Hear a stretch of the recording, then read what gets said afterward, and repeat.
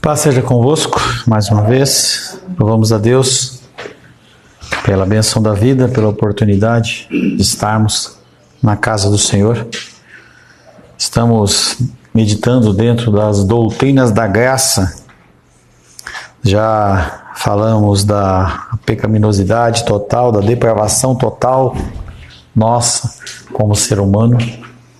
Já falamos da graça irresistível, falamos da eleição que é incondicional e falaremos hoje sobre a perseverança dos santos, ou a paciência, ou a continuidade dos santos. Por que tantas pessoas desistem? Por que tantas pessoas elas ficam pelo caminho? São pessoas fervorosas no momento, em outros momentos elas não estão mais. Dentro da minha caminhada cristã, várias pessoas eu encontrei como essas. Lembro de uma condição bem emblemática, em que era recém-convertido, mais ou menos nos anos 2000, e havia um grupo de jovens que pulava e dançava efusivamente lá na frente do louvor. E um rapaz chegou para mim, ele falou, um rapaz piedoso, casado, com 2 filhos, ele falou assim: Pastor Paulo, eu queria que você falasse comigo uma coisa. Eu oro, eu busco ao Senhor, eu leio, procuro ser fiel nos meus dízimos e ofertas, sempre estou na casa do Senhor. E eu não consigo ficar pulando desse jeito, essa expressão. E eu queria saber o que está de errado comigo. E eu falei para ele, assim, não tem nada de errado com você. Entenda que as pessoas elas têm maneiras diferentes de expressar o seu amor, expressar o seu desejo de glorificar ao Senhor. E também tem a adoração falsa, porque a palavra de Deus diz que Ele procura verdadeiros adoradores que o adorem em espírito e em verdade. Então nós temos adoradores falsos e adoradores verdadeiros. Eu sinceramente não sei se o que eles estão fazendo é algo verdadeiro ou se é falso, mas você pode ter uma certeza, se for de Deus, permanece. Se não for de Deus, não permanece. Passou-se 1 mês, 2 meses, 3 meses, e aqueles jovens começaram a sumir, não tinha tanto aquele movimento. E aí passou um tempo, um foi preso, o outro abriu uma seita, em que 2 moças daquelas que estavam lá pulando ficaram como discípulas dele. E a mãe delas veio conversar comigo, falando assim: Pastor, ajuda. Eu falei: o que aconteceu? Não, elas estão lá e agora elas não querem ir para casa, não querem trabalhar, não querem estudar, nada. Uma delas já está grávida dele e elas moram e dormem em cima do papelão. Eu falei: por que as pessoas elas são tão cristãs em certos momentos, em outros momentos elas abandonam a fé? O título desse tópico é exatamente a respeito disso. Perseverança dos santos. Não é algo que é para todos. Não são todos que perseveram, porque não são todos que são cristãos, não são todos que têm fé. As pessoas elas são, como a parábola do semeador diz, elas são muitas vezes sementes que caíram no meio de espinhos, sementes que caíram no meio de um solo rochoso, em que a semente cai, a pessoa ela cresce, mas ela não cria raízes, ela não aprende, ela não... nada. Do que consideramos até a semana passada, no tema da eleição incondicional, nós percebemos que não há nenhum tipo de condição. Eu tenho que usar terno, eu tenho que ter cabelo comprido, tenho que ter cabelo curto, não posso usar maquiagem, não posso jogar futebol. Tem igrejas que proíbem a pessoa usar um short. Se usar shorts, ele é expulso da igreja. Eu lembro que o meu pastor lá de São Paulo, ele contava que na infância dele, um amigo dele era um ótimo jogador de futebol e o pastor descobriu que ele era um jogador de futebol e falou para ele assim: olha, ou você para de jogar futebol, ou você vai ser expulso da igreja, você não vai poder ser batizado. E aquele menino falou assim: poxa, eu só quero dar uma boa vida para os meus pais, entendeu? É uma habilidade que eu tenho. E aí o pastor descobriu que ele continuou e ele impediu aquele menino de se batizar. impediu aquele menino de ir para a igreja e, tragicamente, aquele menino sofreu um acidente, tipo 15, 20 dias depois.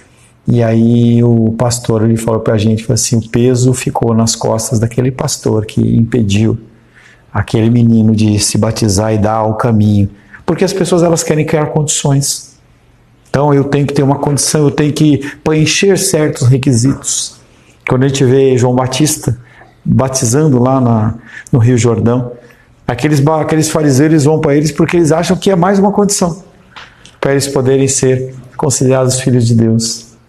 Do que consideramos no tema da eleição incondicional, nós concluímos que o povo de Deus ele perseverará até o fim e não se renderá. Mas qual a diferença minha e sua? Qual a diferença daqueles que começam e não terminam? Ou aqueles que vivem na superficialidade do cristianismo? Os conhecidos de antemão ou eleitos de Deus, eles são predestinados. Os predestinados, eles em algum momento eles são chamados. Os chamados, eles são declarados justos.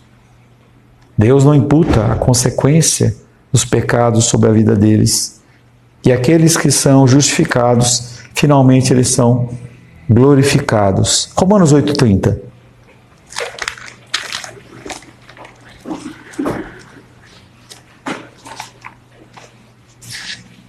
Romanos capítulo 8, verso 30. E aos que predestinou, a esses também chamou. E aos que chamou, a esses também justificou. E aos que justificou, a esses também glorificou. E aí você tem que imaginar isso como uma corrente. Um elo ligado em outro elo. Não tem como uma pessoa que tenha sido predestinado não ser chamado. Seja no começo da vida, seja no fim da vida. A pessoa que foi predestinada por Deus, ela vai ser chamada em algum momento. E quando ele é chamado, ele também é justificado. Ele é uma pessoa que pode se apresentar diante de Deus sem ser consumido. E aqueles que são justificados, eles são declarados filhos de Deus e são glorificados. Nesse grupo, ninguém se perde. Não há possibilidade de eu tomar uma decisão, ou acontecer alguma coisa, ou um falecimento, um revés. Não há nenhuma situação. O apóstolo Paulo ele é muito claro que fala, nem a morte, nem a vida, nem a altura, nem a profundidade, nem o passado, nem o porvir, nem coisa nenhuma, nenhuma criatura, nada pode nos afastar do amor de Deus que está em Cristo Jesus. Isso é tremendo. Por mais que você, mesmo que você queira se afastar de Deus, você não consegue. E as pessoas, elas ficam nas igrejas correndo atrás da salvação, tentando de alguma maneira justificar que eles, por aquele motivo, eles estão ali, e aí eles têm um direito, eles têm uma coisa adquirida, como se fosse uma posse, um documento de um carro, alguma coisa assim. Não funciona dessa maneira. Nesse grupo ninguém se perde. Pertencer a este povo significa estar eternamente seguro. E aí a gente entra sempre naquela discussão. Quer dizer que pastor, uma vez salvo, sempre salvo. Quer dizer que então eu posso, sendo salvo, fazer o que eu quiser. Se você pensa assim, você nunca foi salvo. A consequência da salvação é uma mudança de comportamento, ou uma tentativa, ou uma caminhada, uma busca em direção a um alvo.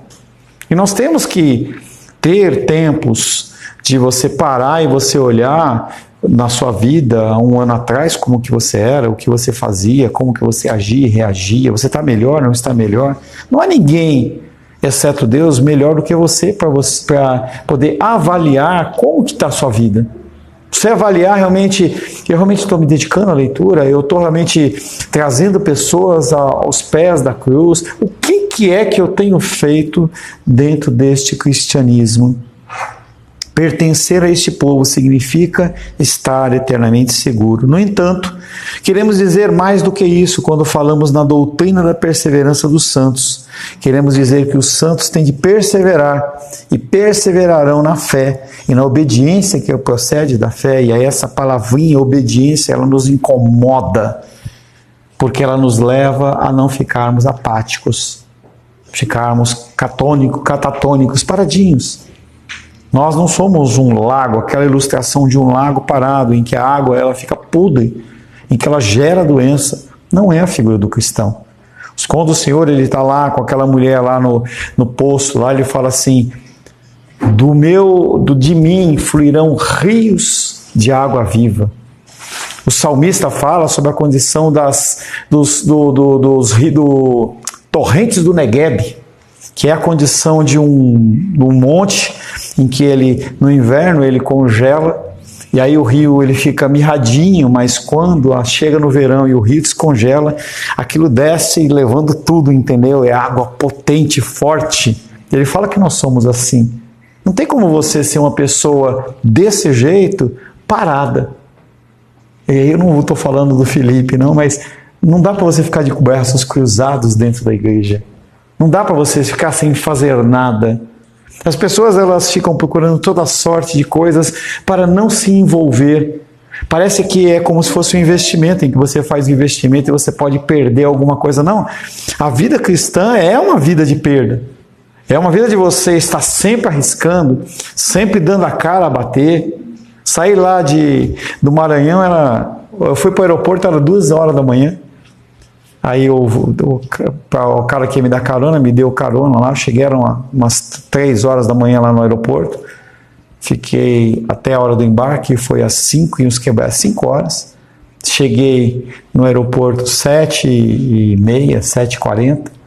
Peguei um Uber, bati em casa, peguei as coisas, juntei, comi um pão com manteiga e vim. Podia ligar para vocês e falar assim, pô, tô cansado. Ninguém ia falar nada. Eu mandei a fotinha lá das pessoas que foram abençoadas. Mas não é esse o contexto do cristianismo. O contexto do cristianismo que o apóstolo Paulo fala, nos desgastarmos. É fazer mais, é buscar mais, não deixar de fazer. É buscar mais, é fazer mais. Não queremos dizer com isso que a doutrina da perseverança dos santos é simplesmente ficar sentado e parado. Nós temos de perseverar na fé e na obediência que procede da fé. Essa obediência, ela nasce da fé. Uma fé que é concedida pelo Senhor. Nas Escrituras, há muitas advertências de que aqueles que não se apegam a Cristo, eles se perdem. Se apegar a Cristo, o que é se apegar a Cristo? Leitura da palavra, oração, evangelismo, fazer coisas, contatar pessoas, ajudar, estender a mão. As pessoas elas estão precisando que alguém estenda a mão. E aí você está simplesmente olhando para você, olhando para os seus desejos, necessidades, para o seu cansaço, para as coisas da sua família, mas e as coisas de Deus? Será que Deus realmente mata literalmente o seu filho para que você pudesse ficar de braços cruzados, não fazendo nada? Mês após mês, dia após dia, ano após ano, você dando sempre a mesma desculpa. Entenda que o dia do Senhor está chegando. Quando eu vi, e eu não cheguei a ver, eu só vi a chamada e vi na internet a abertura das Olimpíadas mostrando aquela cena, não sei se todos viram, entendeu? A cena da Santa Ceia, com drag queens, homossexuais, prostitutas, os caras escarnecendo simplesmente da figura da última refeição do nosso Senhor Jesus Cristo, que logo depois com a sua morte é o fato mais importante dentro do cristianismo, e as pessoas ovacionando aquilo. O dia do Senhor está chegando. Como você vai se apresentar diante dele? A ira do Senhor ela vai se manifestar. Nós tivemos momentos da ira parcial de Deus, através de Acã, quando ele rouba as capas babilônicas, e o chão ele se abre como o efeito do Steven Spielberg e engole ele, a esposa, os filhos, os servos, os animais, os bens. Pastor, que exagero, ira parcial de Deus. Datã, Abiram e Coré, a mesma coisa. A gente vê a figura de Ló, destruição de Sodoma e Gomorra, e o evento mais destrutivo, a Arca de Noé, em que mais de 5 bilhões de pessoas foram mortas apenas em um dia, porque Deus estava irado. E isso é somente a ira parcial dele. A ira dele está chegando. Ira em que, quando a presença do Senhor se manifestar, as pessoas vão olhar para os montes e vão falar: montes, caiam sobre mim. Eu não consigo mais ficar. O que as pessoas chamam hoje de depressão, síndrome do pânico e qualquer outro transtorno, não vai ser nada diante desse dia em que cada pessoa vai ter a consciência de quem ela é e com quem ela vai se encontrar. A perseverança dos santos, ela nos dá esta garantia, mas essa garantia é alicerçada não porque você vai fazer algo, mas é atestada porque você está vivendo e fazendo algo. As desculpas, elas não vão ser aceitas. Os atrasos, eles não vão ser permitidos. Naquele dia, conforme fala lá a Virgens Nécias, as pessoas que não estiverem prontas, elas vão ficar. Voltando para a perseverança dos santos. Nossa fé, ela tem de permanecer até o fim, se devemos ser salvos. As pessoas que abandonarem a fé no meio do caminho, elas nunca foram salvas. Elas nunca foram, como a Diane leu, nunca foram predestinadas, nunca foram chamadas, nunca foram justificadas e muito menos vão ser glorificadas. A condição da nossa fé é uma condição que é dada por Deus, mas que é alimentada por mim e por você. É você que alimenta a sua fé, através da palavra de Deus. Não existe outra forma, a não ser a leitura das Escrituras Sagradas, porque a fé vem pelo ouvir, e ouvir a palavra de Deus. Mas as pessoas, elas estão buscando qualquer tipo de fé. Tem pessoas que colocam a sua fé no jogo da telecena, ou a fé no sei o que do Silvio Santos. Não é essa fé que importa. É a fé de uma perseverança, uma fé que vai te formar e te fazer ficar cada vez mais forte e firme. Não apenas para você colocar um quadrinho na parede e falar assim: olha, resisti mais o ano de 2023, resisti mais o ano de 2024. Não, eu estou avançando.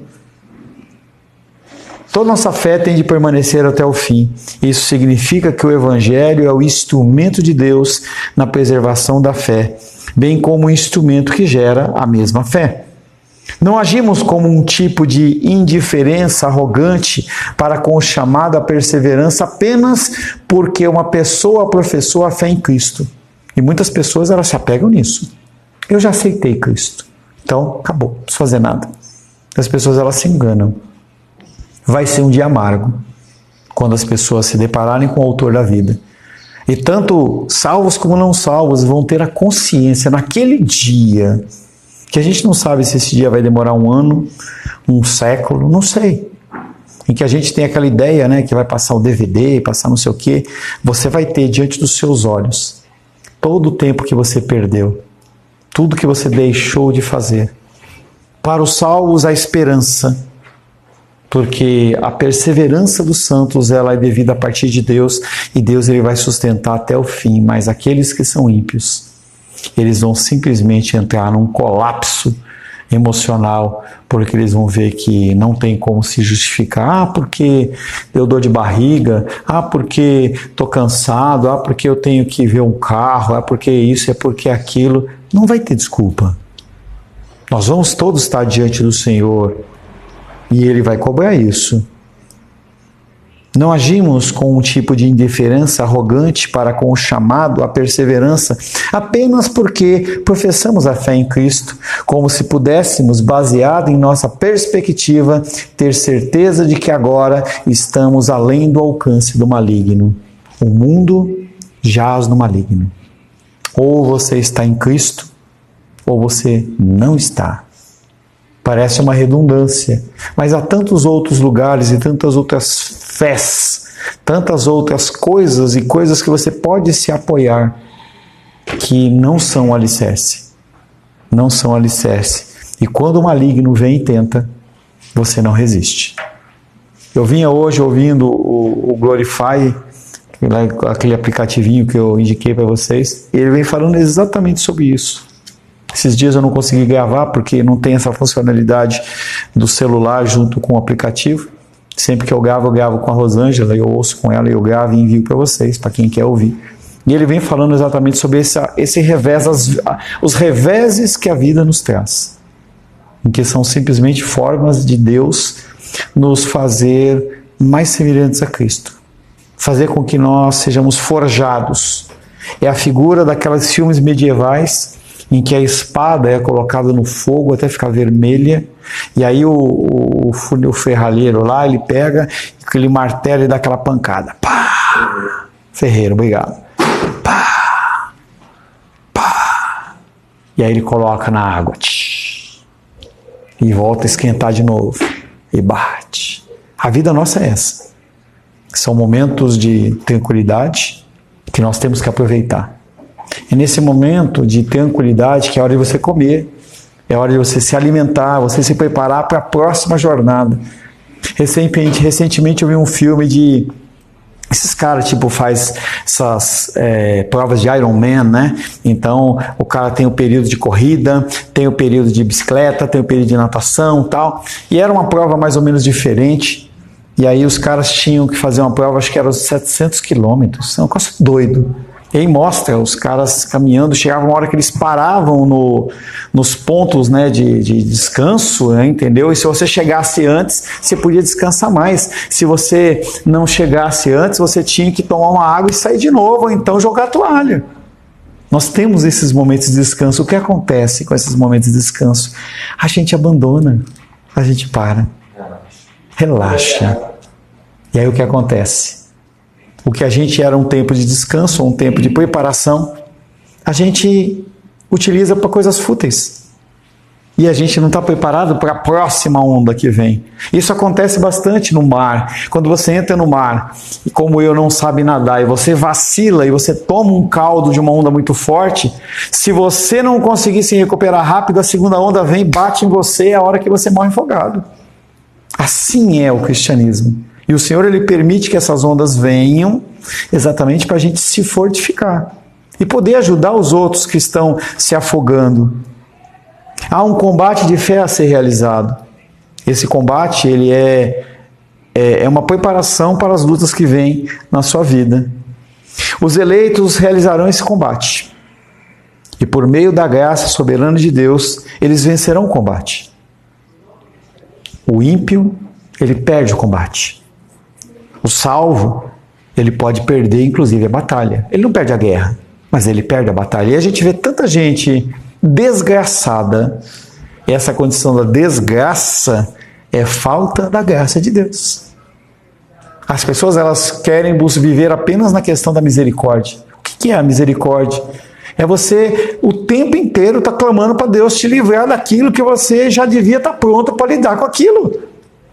E nós não aproveitamos o momento e a gente continua enfrentando a segunda onda sem estar preparado, sem fôlego, sem nada. Por meio da graça soberana de Deus, nós vamos vencer o combate. Mas nós temos que lutar. Temos de permanecer na fé até o fim, para nós sermos salvos. 1 Coríntios capítulo 15, verso 1 e 2. 1 Coríntios capítulo 15, verso 1 e 2. Irmãos, venho lembrar-vos o evangelho que vos anunciei, o qual recebeste e no qual ainda perseverais. Por ele também sois salvos, se retiveres a palavra tal como vou-la preguei, a menos que tenhais crido em vão. A parábola do semeador. Aonde está essa palavra quando você está passando pela dificuldade? Como que você reage em relação a isso? É um desespero? Situações graves acontecem na nossa vida. E como que você reage? Como se você fosse um desfilhado? Como se fosse uma pessoa que não tivesse nenhum alento, nenhum apoio, nem nada? Muitas vezes nós agimos assim. E nós simplesmente mostramos para Deus que nós não estamos prontos. Não estamos prontos para assumir, muitas vezes, a posição que nós deveríamos assumir no reino de Cristo. Estava lá com aquela turma, eu tenho umas 40 pessoas, uma coisa assim. E aí eu olhava para aquelas pessoas e falava assim, menos de 10% vai dar continuidade. A pessoa que me recepcionou, a esposa dele, falou assim: eu não tenho paciência para isso, a vontade que tem de pegar uma pessoa dessa e dar um tapa na orelha. Eu falei para ela assim: melhor você ir vender pipoca. Como assim, pastor? Eu falei assim: você não vai ser uma boa conselheira, você vai matar vidas, então vai lá para o teu pastor e fale para ele assim: eu quero ajudar na obra missionária, então eu vou vender pipoca no fim do culto para levantar a verba. Eu falei, aí ela, quando foi ontem à noite, que ela fez um hot dog gostoso para a gente ir lá, e aí ela falou assim: pastor, eu tô achando que eu vou fazer pipoca mesmo, né? Porque isso não é minha praia, entendeu? Não é a praia dela. Amém, não tem problema. Esse texto de 1 Coríntios 15, 1 e 2, ele vem falando sobre a perseverança. Perseverança não na experiência, não nas coisas que eu acho, não, mas é na palavra. Perseverais, irmãos. 1 Coríntios 15, 1 e 2. Irmãos, venham lembrar-vos do evangelho que vos anunciei. O apóstolo Paulo está falando, vocês estão esquecendo aquilo que eu falei? Eu expliquei para vocês, eu falei para vocês. Traz à memória aquilo que te dá esperança. Será que vocês caíram em vão? Será que eu preguei em vão? Será que tudo que foi falado simplesmente entrou por um ouvido e saiu pelo outro? Esse se retiverdes da perseverança mostra que há um falso começo na vida cristã. Jesus contou a parábola dos solos ou do semeador para advertir contra esse tipo de falso de começo. Mateus capítulo 13, versos 20, 21 e 22. Mateus capítulo 13, versos 20, 21 e 22. O que foi semeado em solo rochoso, esse é o que ouve a palavra e a recebe logo com alegria. Mas não tem raiz em si mesmo, sendo antes de pouca duração. Ele chegando à angústia ou à perseguição por causa da palavra, logo se escandaliza. O que foi semeado entre os espinhos é o que ouve a palavra, porém os cuidados do mundo e a fascinação das riquezas sufocam a palavra e fica infrutífera. 2 solos. Na verdade, 3. O solo bom, o solo rochoso, ou a semente que caiu no meio dos espinhos. Qual que é você? Claro que você quer falar, eu sou o solo bom. Mas o solo bom, quando você lê por favor, Rayane, mais o próximo versículo, por gentileza. O 23. Mas o que foi semeado no terra é o que ouve a palavra e a compreende. Este frutifica e produz a 100, e a 60 e a 30 por 1. Qual é a semente que você tem dado? Não adianta você dizer, eu sou o solo bom. Que semente você tem florescido? Qual é o fruto que você tem dado? Entendeu? Porque as lutas da vida, elas não vão passar. Não existe nenhuma religião que vá fazer você não ter dificuldade. Não existe. E o cristianismo é a pior delas para você escolher. E se você não der fruto, eu lembro da parábola da figueira lá, em que aquela figueira estava lá sem dar fruto, ela estava simplesmente consumindo, só consumindo a água, consumindo do adubo, trabalho da pessoa que estava lá. Que fruto nós temos dado? 3 tipos de solo, 3 tipos de terreno. Não é o que vai determinar aonde você vai ficar na eternidade, mas dá sinais de onde você vai ficar. E ele não está falando que você tem que dar 100 frutos. Ele está falando que você tem que dar algum tipo de fruto. 1 ou 2. Porque a gente mensura, em especial na igreja evangélica, a condição de pregar para multidões. Mas e se é para uma pessoa?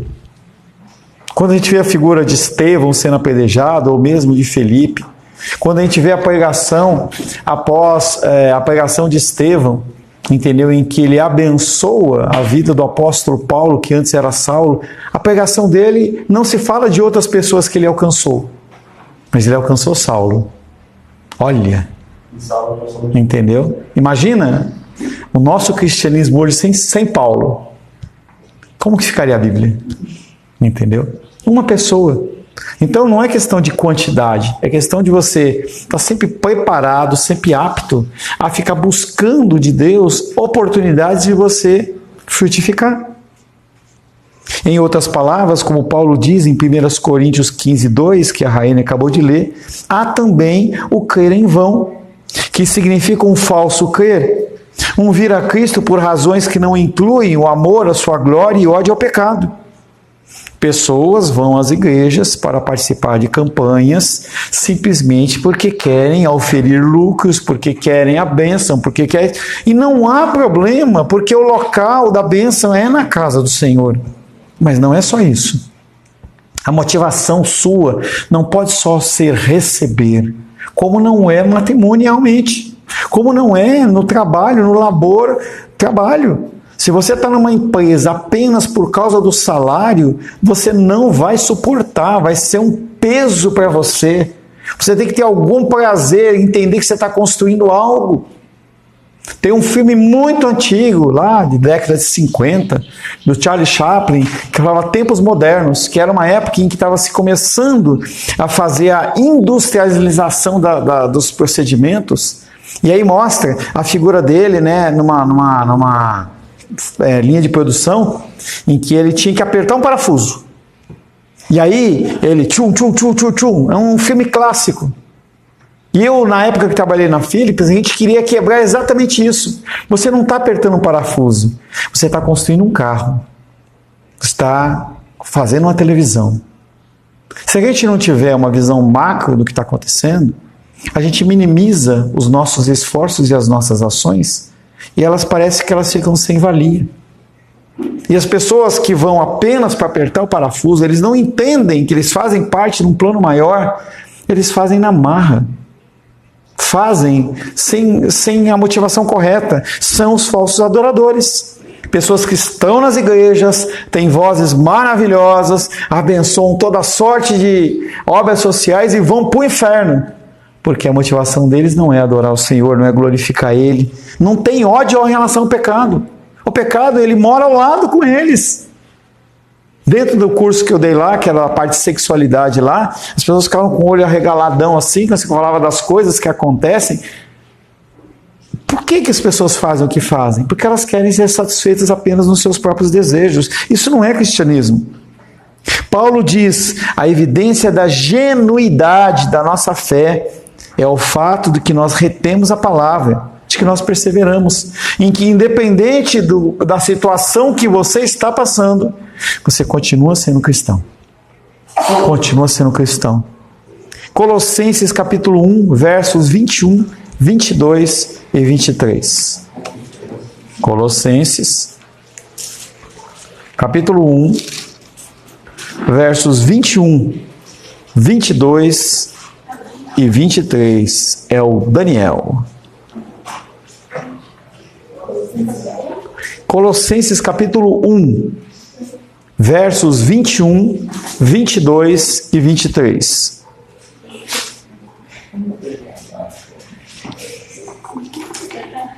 Que não acharam Colossenses, não? Mateus, Marcos, Lucas, João. Já.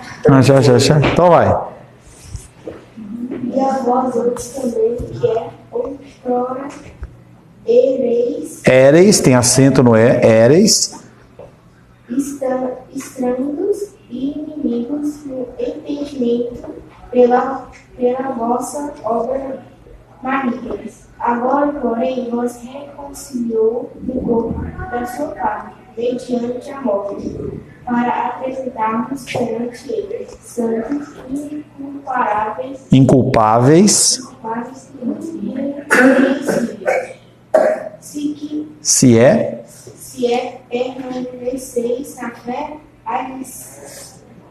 alicerçados e não vos deixar afastar da esperança do Evangelho, que ouviste e te foi pregado a toda criatura debaixo do céu, e do qual eu, Paulo, me tornei ministro. Interessante essa sequência de versículos, porque primeiro ele vem falando Eu estou falando com vocês, Colossenses, e a vós outros também, que outrora erais estranhos e inimigos no entendimento pelas vossas obras malignas. Eles praticavam obras malignas porque eles não conheciam a verdade. E aí ele vem falando no verso 22. Agora, porém, vos reconciliou no corpo da sua carne, figura de Cristo, mediante a sua morte, para representar-vos perante ele santos e culpáveis e irrepreensíveis. Momento 1, eu sou maligno. Momento 2, eu conheço Cristo e eu tenho que me apresentar santo, inculpável e irrepreensível. As pessoas não podem olhar para mim e verem uma pessoa ímpia, pecaminosa, mentirosa, brigona, xingona. Não pode ver. E aí o apóstolo Paulo volta novamente com a dúvida. Isso acontece se é que vocês estão na fé, alicerçados e firmes, não vos deixando afastar da esperança do evangelho que ouvistes e que foi pregado a toda a criatura. Ou seja, todos ouviram. E ele está falando o quê? Vocês não podem ser um terreno que é espinhoso, vocês não podem ser um terreno que é um solo rochoso, mas você tem que ser um terreno em que a raiz cresce e dá frutos. Por isso que ele está falando alicerçados. A condição de alicerce tem a ver com fundamento, tem a ver com raiz. E esse fundamento e raiz é a planta crescendo com as suas raízes, buscando mais seiva, mais... Aquilo ali para ela não é suficiente. Porque se for suficiente, ela para. Mas ela tem que buscar cada vez mais profundo, buscar profundo, para aprender mais, para ter mais força, para que quando o vento vier, ela seja mais alicerçada. A figura dessas árvores que caem aí por Brasília, quando tem aqueles ventão lá, o que é? Ou ela está sem raiz, ou realmente ela está podre. Ela por fora ela está bonita. Você fala, pô, como é que essa árvore caiu? Como é que ela quebrou? Ela está podre por dentro. O cupim comeu, outro bicho comeu, ela não alcançou lá a seiva e ela secou. Quando vem o vento, quebra, não aguenta. E isso é a ilustração para as nossas vidas. 2 Timóteo, capítulo 2, versos 11 e 12.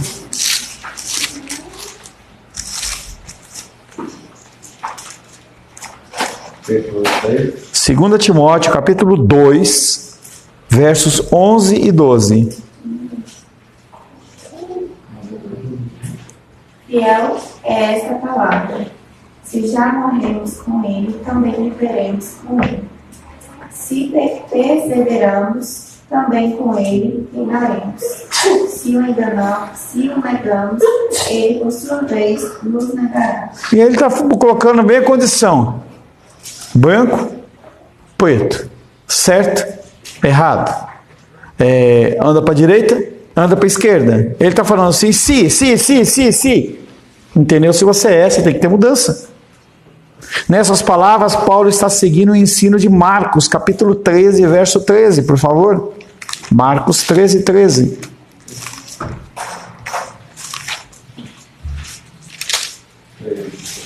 Treze.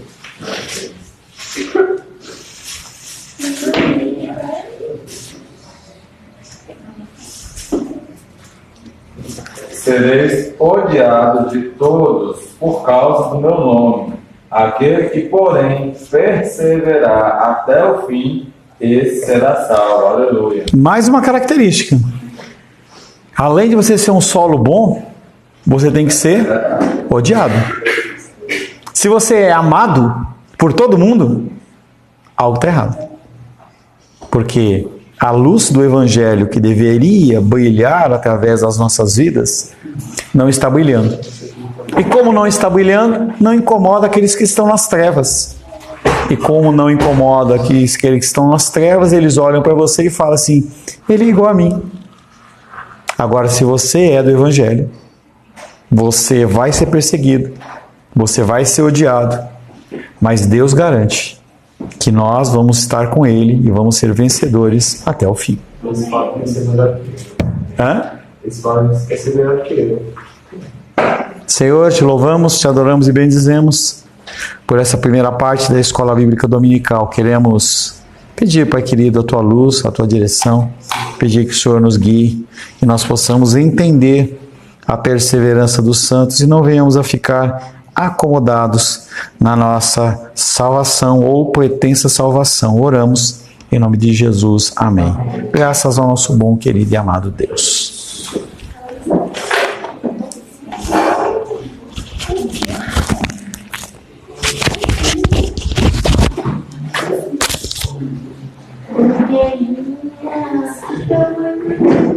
Toda a festa dentro da casa,